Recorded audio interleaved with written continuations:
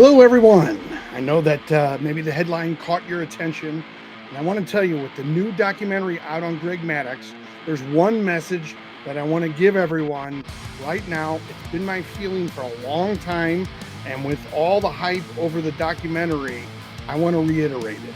Greg Maddux was one of the best regular season pitchers the major leagues has ever seen.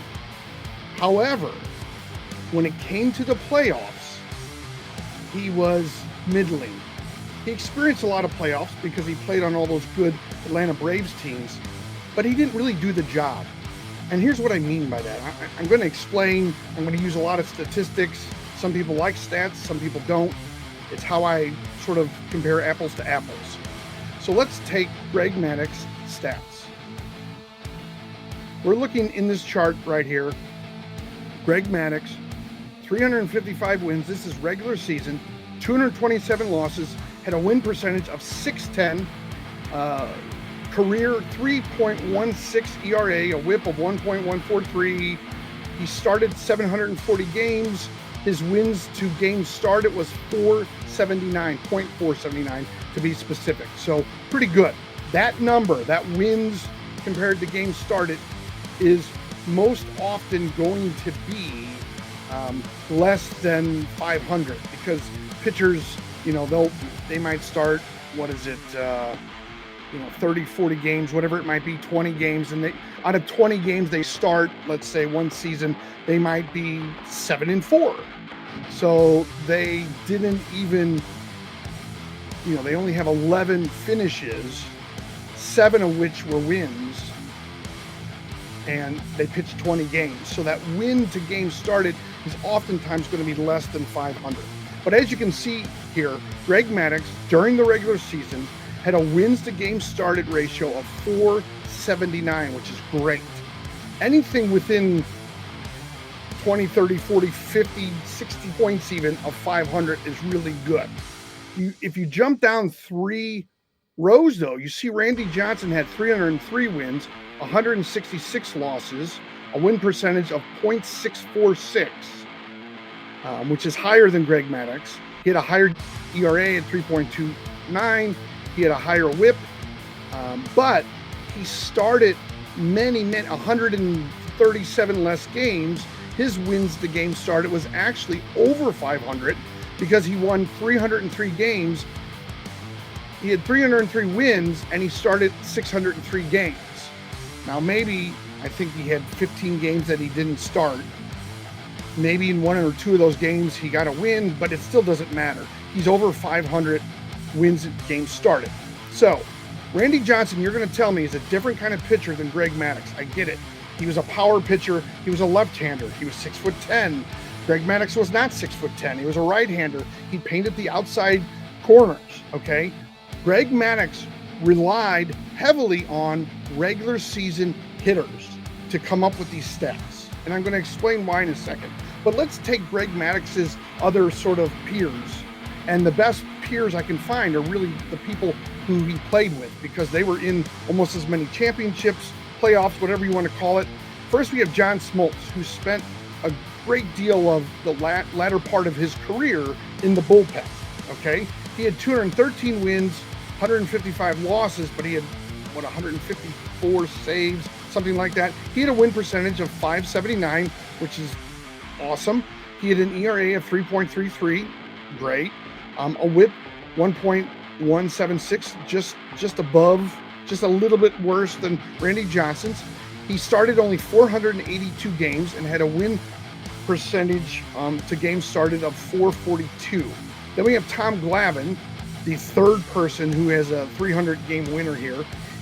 He had 305 wins, 203 losses, hit a win percentage of .600, the highest ERA, 3.54, the highest whip, 1.314, games started 682, so he was the second highest, and a win percentage of .447. Now, this is where I'm talking about why Greg Maddux, I feel, was overrated. During the regular season, he wasn't overrated. During the regular season, Greg Maddux was a phenomenal A++ pitcher. Okay, you don't win 355 games during the regular season unless you're a phenomenal pitcher. His winning percentage at .479, which was so much higher than Smoltz. I did the math, and if John Smoltz started 740 games with his same winning to game started percentage, he would have had about 25 to 30 less wins than Greg Maddux. So yes, Greg Maddux as a regular season pitcher was lights out. He was phenomenal. He was not a hard thrower. He could throw hard, but he painted the corners, inside, outside, up, down. He painted that, you know. Randy Johnson was different. John Smoltz was a little bit more of a power pitcher. Glavine probably was more in line with Maddux as far as painting the corners. He wasn't necessarily known as a power lefty the way Randy Johnson was. But let's look at what I consider and what people who always debate the GOAT, especially in basketball, consider the playoffs. One of the arguments I always hear about why Michael Jordan is the GOAT in basketball is because he was 6-0 in finals championships. He was 6-0. LeBron, not. LeBron's lost, 4 or 5 championships. He's won 4. And that's one of the arguments that I hear against LeBron repeatedly. So let's go into the playoffs and let's try to keep Greg Maddux regular season up here. Greg Maddux in the playoffs, in his career, okay, was 11-14 with a .440 winning percentage of those 25 games. He had a higher ERA of 3.27. His whip was higher than the regular season at 1.242. So let's go down and break down his different playoff series. In the NLDS, he was 5-3, the NLCS 4-8, and the World Series 2-3. Now, let me just sort of give you my armchair philosophy on these numbers. Since Greg Maddux was such a good regular season pitcher, in the NLDS, you have teams that you know aren't going to make the NLCS. So you'll see teams, you know, across the board, their hitters are not maybe from top to bottom as elite as some of the other teams. Or one team might have, you know, let's say Atlanta had 6 or 7 really good hitters, and the team they're facing had maybe 3 to 4 really good hitters. So Maddux carried over his winning in the NLDS. If you look, his regular season winning percentage is .610. In the NLDS, it's .625. So not too far away, okay? Now, his ERA was up, and his whip was up, which is kind of surprising that the whip would be up so much. But, and then in the NLCS, you get the best from your league. So his numbers went dramatically down. 4-8, a .333 winning percentage. His ERA went up even more at .367, and his whip held around what it did in the NLDS. Now, what's interesting to me, is in World Series, he did win 2 of the 5 competitions, games that he was in. But he had a .400 winning percentage. His ERA was lower, and his whip was much lower. So what this tells me is the National League that he was always in was highly competitive against the American League. He was facing better hitters. He was facing a better team. He was maybe more locked in. It was that there is no tomorrow kind of philosophy, or we got to get the win. It's only 7 games. These are really important. Okay, so you look at that and you say, okay, 11-14, 3.27 ERA, pretty good, right? Pretty good, not bad, right? Well, if you look at his peer, his colleague, his teammate, John Smoltz was 15-4. His winning percentage was .789 in the playoffs. His ERA dropped almost .70 to 2.67. His whip went down to 1.144. In the NLDS, he mopped the floor with people. He was 7-0. His ERA was 2.59. His whip was down to .941. He turned it on. He was facing that same sort of similar hitting that you would see through the regular season, maybe 10 to 20%, 30%, a little bit better, and he wiped the floor with them. 7-0 with a 2.59 ERA. Now you might say that wins and losses really depends on how many runs your team scores. And I understand that. If your team is just shut out by the other pitcher, you might lose that game. But here's the fact of the playoffs. You're competing against that pitcher, that other starting pitcher. You're competing against them every single time out. And John Smoltz was there in the NLDS. Now in the NLCS, which is, you go from maybe 20 to 30% better during the regular season to 40 to 60% better during the regular season, he was 6-2. His win percentage was .750. He had a 2.83 ERA and a 1.206 whip. Now, in the World Series, he was 2-2, but that's .500. He still had a 2.47 ERA and a 1.275 whip. Now, if we look at Greg Maddux and Tom Glavine, the NLDS, John Smoltz cleans Greg Maddux's clock with that. He was 7-0 compared to 5-3. In the NLCS, Smoltz was 6-2. Maddux was 4-8 with a 3.67 ERA, and Smoltz had a 2.83 ERA, and he even had a less whip.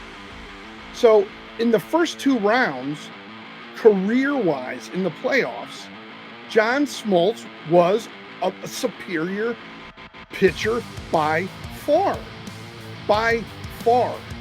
It's not even close. He was 13-2 in the first rounds. Maddux was 9-11 in the first two rounds. Completely different.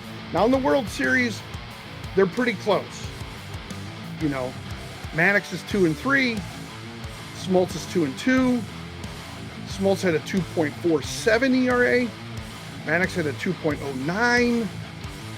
And Maddux had a much better whip at .905 compared to 1.275 with Smoltz. So part of this is it's a small sample size, number one. But number two,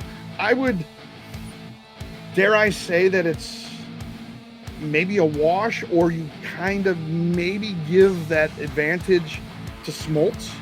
But combined, they were 4-5 in World Series. I wouldn't say that that's really a great record as teammates. So now let's look at Glavine in the postseason and compare him to Maddux. Glavine was 4-3. Maddux was 5-3.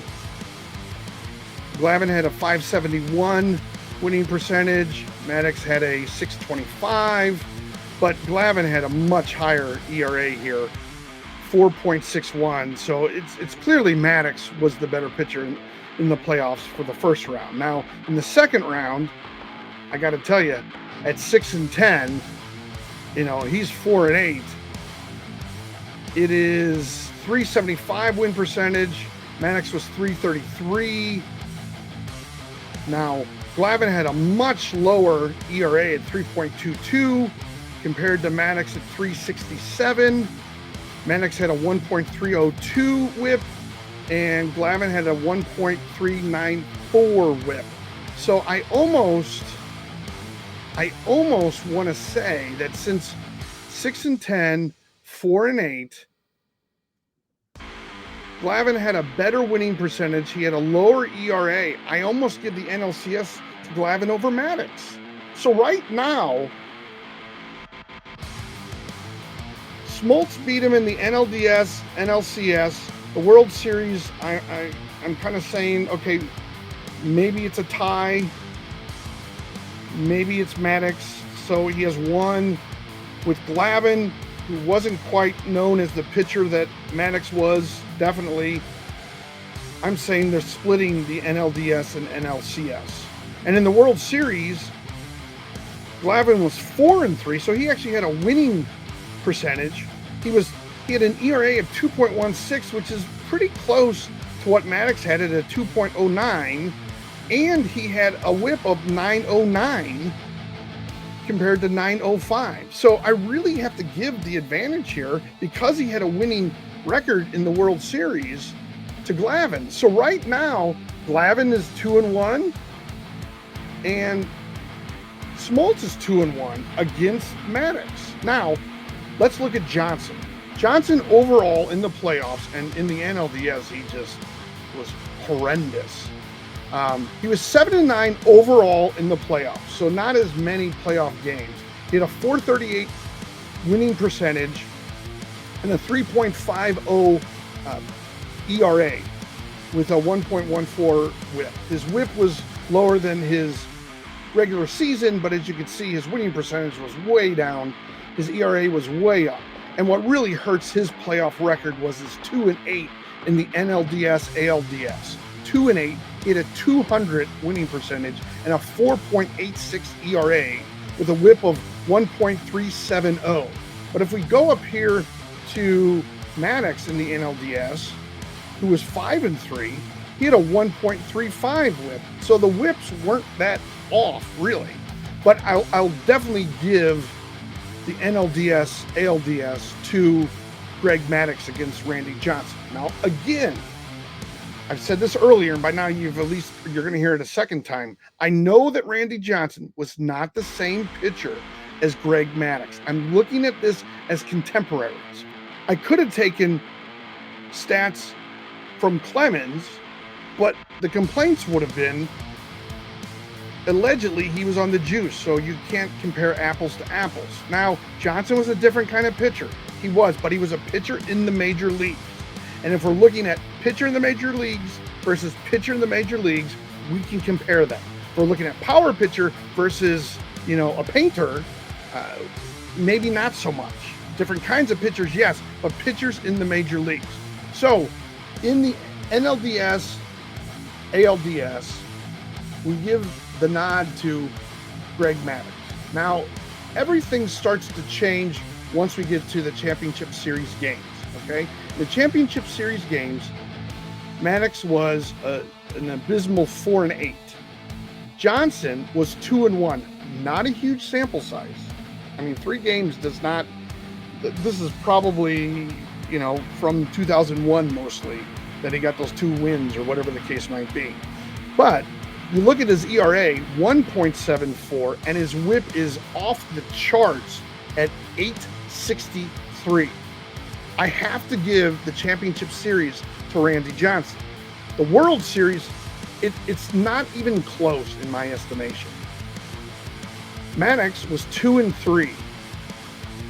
Randy Johnson was 3-0 with a 1.04 ERA and a .692 whip, off the charts. Randy Johnson might be considered one of the best World Series pitchers ever, outside of maybe Bumgarner.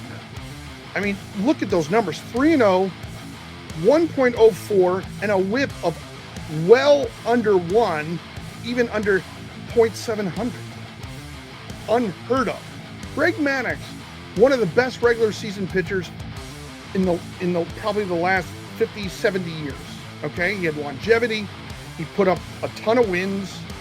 His winning percentage at .479 was fantastic for wins versus games started.